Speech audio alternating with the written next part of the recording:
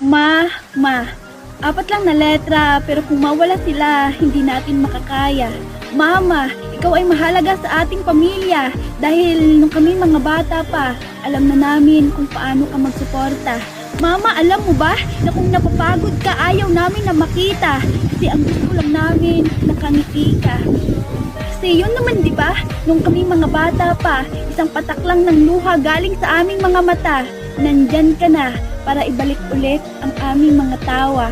Alam ko na hindi madali ang maging isang ina kasi dumadating ka na sa part na kailangan mo nang magpakatatag para sa iyong pamilya.